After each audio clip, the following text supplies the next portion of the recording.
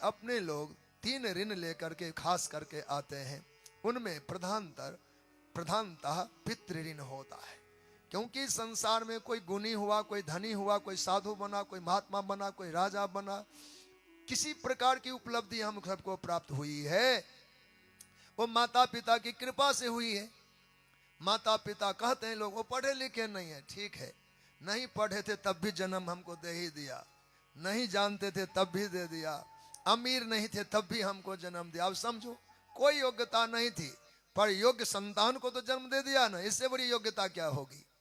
इससे बड़ी योग्यता माता पिता की क्या होगी कि एक योग्य संतान को जन्म दे दिया, जो कि राजा बन गया, जो पंडित बन गया, जो ज्ञानी बन गया, जो साधु बन गया। अब जानिए, वो ज्ञानी नहीं थे पर एक ज्ञानी को तो जन्म दिया, वो राजा नहीं हुए, एक राजा को जन्म दे दिया। वो गुणज्ञ नहीं थे, गुणी को जन्म दे दिया। लब्ध प्रतिष्ठ अनेकों ऐसे बालकों को जन्म दिया, इसलिए ये ऋण प्रधान ऋण माना गया है। मनुस्मृति में एक श्लोक आया है, देव कर्मात् द्विजाति नाम पितृकर्म विशिष्टते। देव कर्मों से खासकर पितृकर्म विशिष्ट है, विशेष है, उनका ध्यान रखना चाहिए। समय समय पर स्मरण करे, जल आदि अर्पण करे, अन्न आदि का दान करे।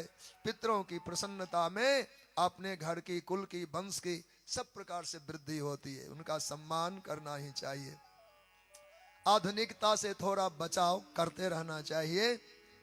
अंग्रेजी तारीख आदि में भी अब लोग मानने लग गए हैं, पर वह ठीक बात नहीं है। आप हिंदी वाले हैं और हिंदी देश में बसने वाले हैं, इसलिए आपको हिंदी परंपरा का आदर करते ही रहना है। आपको एकम दूज तीज चौथ नहीं भूलना है। अंग्रेजी की चपेट में आ जाएं और अपने पर्व त्योहार और मास तिथि को भूल गए तो फिर बात बहुत बढ़िया नहीं है, क्योंकि वहाँ की जो व्यवस्था है सनातन की, सब हमारे हिंदी से चलेगा। चाहे जितने विषय का और जितने विद्या का विकास हो जाए, चलना इसी से है। सूर्य चंद्र में देखो ग्रहण लग रहा है, आगे कुंभ का मेला लग रहा है। कुंभ मेला कैसे लगा? आपके पंचांग से लग रहा है।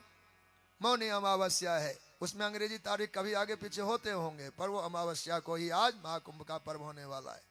तो ये सारी बातों का ध्यान रखें, देव पितर में श्रद्धा रखें।